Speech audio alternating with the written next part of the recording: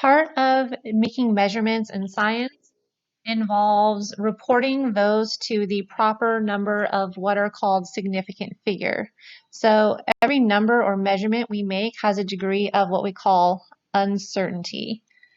So this depends on whatever instrument we're using or whatever method we're using to collect data. So the more precise our instrument, the more significant figures that can be reported. So every number we report has the same thing in common, and that is that there are digits that are known and that there is always just one digit that is estimated. Okay, so a measurement will include all of the known digits along with one estimated digit. And the known digits are going to vary, and that depends on the instrument you're using. So some of them might have many known digits they can report, and some will have much less. So when we are measuring different things, we only report significant digits. So by definition, significant digits are all precisely known digits with the one estimated digit. So that estimated digit contains what we call the error. So again, from the instrument, from rounding, from human error, all of that sort of thing. The significant digit is always the one reported furthest to the right in the number.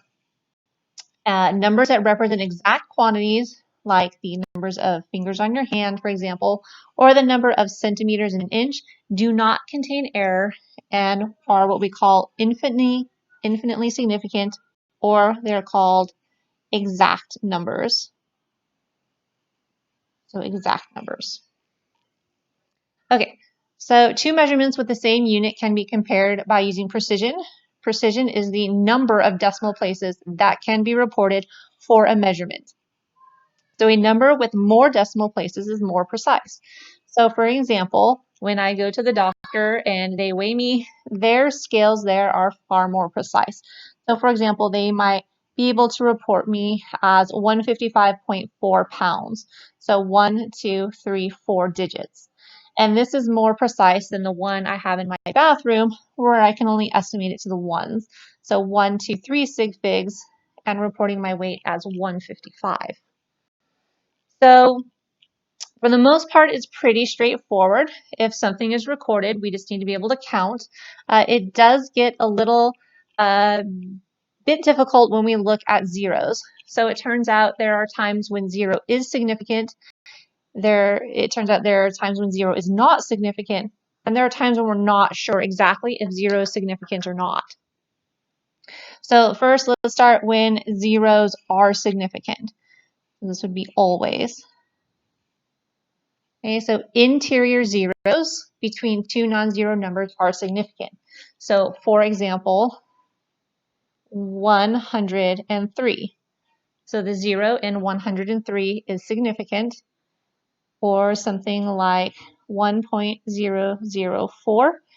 Both of the zeros here would be significant in between two non-zero numbers. So these are always significant.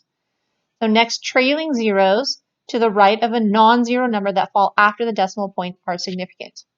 So trailing zeros to the right of a non-zero number that fall after the decimal place.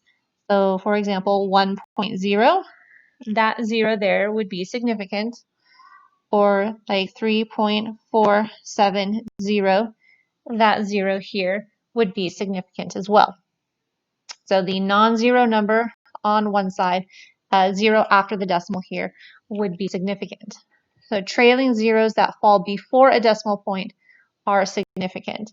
So this one would have to have a decimal point. So this would be like 150 with that decimal point there.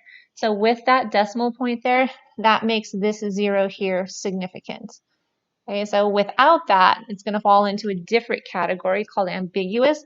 But if that decimal point is there, that does make that 0 significant. Okay, so our next category, not significant 0. So these ones would be never. So leading zeros to the left of the first non-zero number are not significant.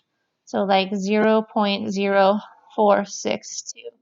These zeros here would not be significant. They're what we call placeholder zeros.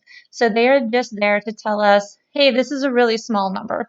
It's not in the ones place. It's not in the tens place. This number doesn't even start till the hundreds place. So these are placeholder zeros and they are never significant. And then our final category is ambiguous zero. Trailing zeros at the end of the number, but before an implied decimal point. So that would be like our example up here, our 150. But instead of that, we would not have the decimal point there. So 150 with no decimal point, that zero is ambiguous. And for example, if we had the number 1000, all of those zeros, we can't tell if they're significant or not because there is no decimal point, there is no other non-zero number. So all three of these zeros here would be ambiguous zeros. Okay, so let's do a little bit of practice here. So if you want to say pause the video, determine the number of significant figures in each of the following, and then resume the video to check your answer. That is highly suggested. Okay, so let's count it up using, again, mostly our zero rules here. So the number of 157, no zeros here, so all of them would be counted. That is 3. And we want to circle the estimated digit, so our estimation comes here at the 7. Okay, so next we have 3.890. So here we have 1, 2, 3, 4. 4 significant figures, and this 0 is significant. It's just like our rule number 2 here with trailing zeros, and it turns out our error in our number is also contained there. Okay, so next 4,230.40. I have a couple of zeros here. Both of these zeros are significant. So we have 1, 2, 3, 4, 5, 6. Okay, so this 0 is significant because of rule number 1, interior zeros. This 0 is significant also because of rule number 2. Our error here, again, in our last reported digit. 407, we have 3, and our 0 here is significant due to interior zeros. So these ones here, we only have the 3 significant figures, the 5, the 6, and the 2. None of these zeros are significant. We have 3 zeros, or 3 significant figures, excuse me. Our error is in the digit of 2. So these zeros are not significant due to rule number 4. Those are leading zeros, so there is no non-zero number in front of them, so that makes them never significant. Again, these are just placeholders to show us that number is small. Okay, 10,000. So all of those zeros are pretty much ambiguous due to rule number 5. These are all at the end with no decimal place. We can't tell. So all we can really for sure say is there is 1, and our error, since there's only 1 digit here that is significant, and one of those has to include the error. Turns out this one, all the error is included right here. There are no reliably known digits in this number. It's just the estimated digit and nothing else. So now we have 1.00 because that decimal place is there and we have a non-zero number in front of them. We have 3 significant digits and that 0 is significant. Here, 120, just the 2. That is ambiguous. So that means since it is not significant or we can't tell that it is, our error would have to be here in this digit here. Okay, so next part of this is looking at how significant figures are handled in calculations. So when we start adding, subtracting, multiplying, and dividing, we have to report our digit to what we call the proper number of significant figures. So we do have rules about what happens to significant digits when we start multiplying and dividing, and separate rules when we start adding and subtracting. So let's start with multiplication and division. So when we're figuring out our answer for multiplication and division, the answer carries the same number of significant figures as the number with the fewest. So what we're going to do here is just look at all of our numbers we're multiplying. We're going to see which one has the fewest significant digits, and we're going to report our answer to that. So if we take a look, we have 1, 2, 3 significant digits here. Here we have 1, 2, 3, 4. And here we have 1, 2. So since we have a number here with only 2 significant figures, we're going to only report our answer to 2. So let's see what we would have as our answer.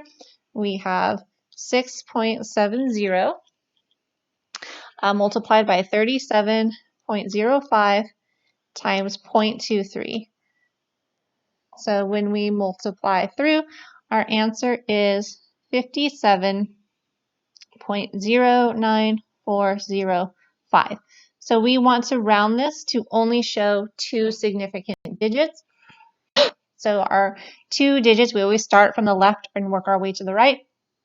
So we'd have 1, 2. So we're going to report to the tens and ones place here. So we're going to look to round. Since this is less than 5, we're going to round down, or this is going to stay. And we're going to report our answer only as 57 with the two significant digits. Okay, so this rule is pretty easy. Just being able to count them up and apply that to your answer. Okay, so this one, addition and subtraction, the results carries the same number of decimal places as the least precise. So here we're looking for precision. So what that means is we're going to look at where our significant digits lie. So here they lie in the hundredths place, here they lie in the thousandths, here they lie in the tenths. So because we have something reported here only to the tenths, when we add this together, our result can only be applied to the tenth. So again, we're not counting up what we have, we're just looking at where the significant digits are in terms of decimal places. So let's add that together. So we have 2.76 plus 0.234 plus 305.8. So we add that together, we get 308.794. Okay, so again, we we found that we're going to report only to the tens, so that's going to be here. So because now this is a 9, we're going to round up, and we're going to report our answer as 308.8. Okay, so here you're looking at how many, so we counted them up. Here you're looking at where the decimal point is at, and you have to use each rule depending on what operation you are doing.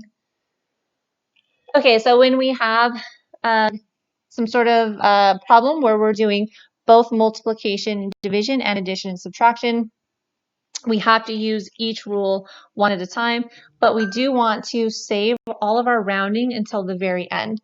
So we're going to do the problems, but then round at the end. So we're going to just keep track of what we're doing. Okay, so let's start, or let's look at this example here. We have 207 or 20.7 times 4.67 subtract 4.4. Okay, so we're going to do the parentheses first. So we're going to do our 4.67 subtract 4.4. Okay, so 4.67 subtract 4.4. So again, if we look at our decimal places here, whatever our answer is, we're only going to report it to the tenths here. But again, we don't want to round this away just yet. Okay, so we have 4.67 subtract 4.4. So we have 0.27. Okay, so I'm going to put an underline right here. So technically speaking, the result of the subtraction would only give me one significant digit, but I don't want to round just yet. Okay, so for our parentheses, when we did that, our result is the 0.27, again, with just the one significant figure. So then if we look at finishing up, now we're going to do our 20.7 multiplied by the 0.27, where again, just that 2 is significant there. So because now we're looking at multiplication, we're just going to count it up. So we have 3 significant figures here. So again, remember from here, from this step, our result only gave us 1. So we only have one significant digit there. So we do our 20.7 multiplied by 0.27, we get 5.589. So if we take our number with the least significant figures, that's going to give us 1. So we are going to round this to 6. So our answer is 6 here. Okay, so the next portion of this is practice. So we're going to perform the calculations and report our answer to the correct number of significant figures. Again, I do suggest pausing the video, answering these problems, and then checking the video to see how you did. Okay, so let's do this first one. So we have 210 subtract, I'll put this here, 33.7. Okay, so subtract 33.7. Okay, so if we look at how things are lined up, here we have a significant digit in the tenths decimal. So this is more precise. We're going to have to look to our 210. So if we look, this 0 is ambiguous. So it is not considered significant. So our first significant digit in this number here is the 1. So we're actually going to report this number to the tens place here. So 210 subtract 33.7 gives us 176.3. But again, we are limited in our answer to only reporting to this decimal place here, to the tens, because again, there isn't a significant digit here. The significance starts here. So we are going to round this to 180. Okay, so our next one looks like we're just multiplying straight through, so let's count it. So here we have 1, 2, 3. Here we have 1, 2. Here we have 1, 2, 3. So whatever our answer is, we're going to report it to 3 significant digits. So we have 2.35 times 0.70 times 1.06. So we have 1. Oh, I'm sorry, I meant this to be a 2. I'm going to report it to 2. I'm so sorry about that. 1.7437. Okay, so 2 is our number with the least amount of significant digits, 2. So we're going to report this to 2, which would give us the 1.7. Okay, so now we look at having a couple of problems with mixed operations. We have addition and we have multiplication. So we're going to do our multiplication first. Okay, so we're just going to count up what we have. So here we have 2. Excuse me. Here we have 1, 2, 3. So our answer to this, we will report to the 2 significant figures. So 0.23 times 5.80. This gives us 1.334. Okay, so again, we don't want to round quite yet, just in case we still have some other things to do. If we were going to report just 2, it would be this place, and we would round these away if we were finished with our problem. Okay, so now we're going to do some addition. So we have our 23.7 plus our 1.334. Again, here is our significant digit. So both of these have their significant digit in the tenths place. So that makes that one nice. So 23.7 plus 1.334 gives us 25.034. Okay, so we are reporting to the tens place, so it did turn out to be a 0 with the number next to it indicating we're going to round down. So we do want to include that 0 to make sure we have our full 3 significant figures. It just turned out that this one happened to be a 0, so 25.0. Okay, our last one, we're looking at, first we're going to subtract, and then we're going to do some division. So let's use our subtraction rule, 1.61, subtract 0.876. Okay, so it looks like we have the hundredths place. So this one ends at the hundredths place. So it looks like that's where we're going to report that to. So 1.61 subtract 0.876 of 0.734, where we would report to those 2 decimal places right there. So again, if we were done with this problem, we would round that away and just report the 2. Okay, we're not quite done with the problem. We're going to do some dividing. So now we have 25.4 divided by 0.734, where we have our significant digit there. Okay, so now since we're dividing, we get to just count how many we have. So we have the 7 and the 3 significant here. So there's 2. Here we have 3. So whatever our answer is, we're going to report it only to 2 significant digits. Okay, so we have 25.4 divided by 0.734. So this gives us 34.6049. So if we're rounding it to 2, we're rounding it here and here. So since this is a 6, this is going to round up, and that's going to give us 35. Okay.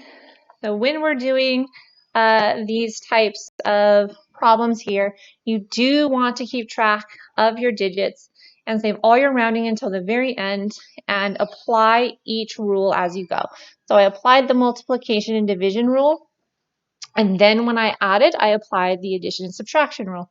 Same thing here. I applied this rule, and then I applied this rule to get my final answer. So you do have to use them both. Okay, so to finish up, we're going to look at how significant figures are used in measurements and why we can get such different values for measuring very similar things. So generally this makes more sense in a lab. So those of you going on to take Chem 121, you'll get to see this sort of hands-on. So every instrument used to measure quantities has limitations. Different instruments or tools will have different precisions depending on how they are made. For example, in labs, we use a lot of beakers and graduated cylinders. So if we look at our beaker here, if we had some sort of volume of water, we are given a measurement marking every 20 milliliters. So 20, 40, 60, 80, 100 milliliters. When we're using a graduated cylinder, you kind of see this zoomed in portion of it. We are given a measurement every 1 milliliter. So 40, 41, 42, 43, 44, 45, 46, 47, 48, 49, and 50. So we are given, again, this one has more precision because we have more markings that we can estimate in between. So the beaker has volume measuring every 20. When measuring with the beaker, the blank place will be the known quantity and the estimated would be blank.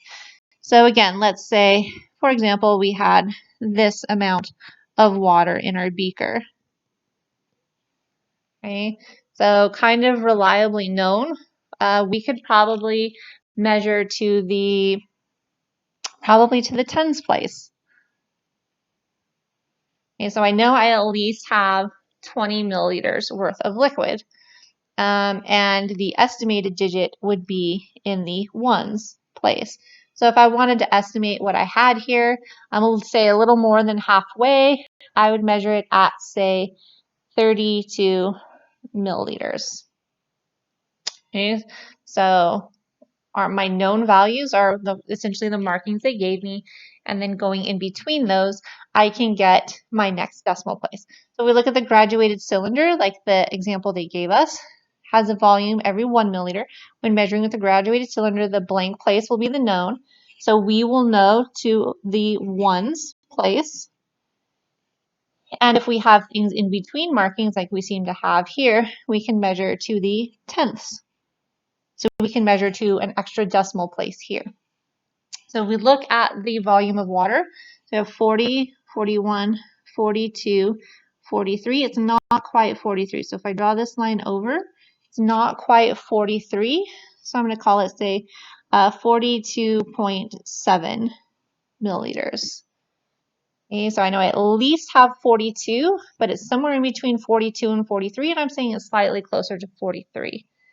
So kind of that's what we see here. We're saying I have close to 32 milliliters here. Could be, you know, a couple ones higher or lower than that. And same thing with the tenths here. It could be a couple tenths higher or lower. So our error in our measurement is here. So this is what I estimated. And here, so this is in the photo where I had to estimate. And these ones contain the error. So again, when I was measuring my human eye, and again, because the markings on the beaker didn't allow me to do much more. So this is a more precise volume measurement because I have more markings for which I can use to base my measurement on. This one is much less precise. So we use a few different types of things to measure volume. So we have our graduated cylinders, we have beakers, and we have what are called burettes that we use in lab quite often. So these ones are read from low value to high. Burettes are read opposite. Your low value is the top and your high value is down. So we're just going to keep that in mind when we measure this. Okay, so we're going to determine the volume in the following. All of these are in units of milliliters. So again, if you want to pause the video and answer these, and then we'll go over them and you can check to see how you did.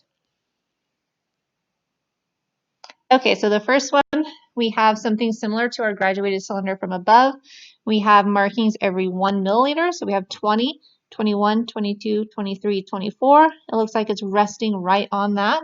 So I'm going to call this 24.0 milliliters because I feel it's resting pretty much right on that line. So next we look at our beaker.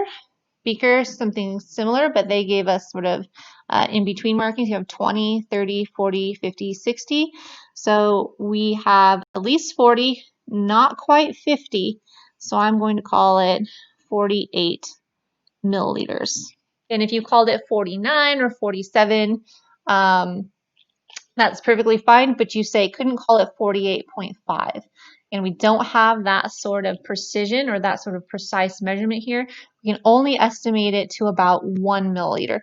Here we could go to the tenths because we have much more markings here.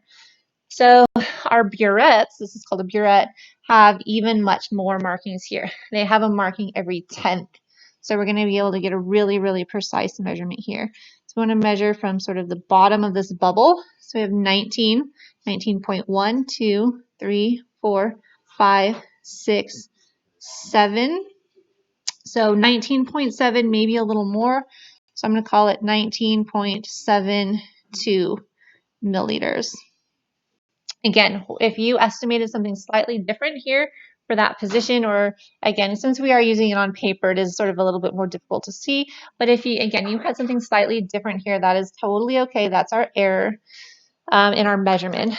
So again, all three of these measuring volumes, this one can measure it to the tenths, this one only to the ones, and this one to the hundredths of a decimal. So different precision in different measuring.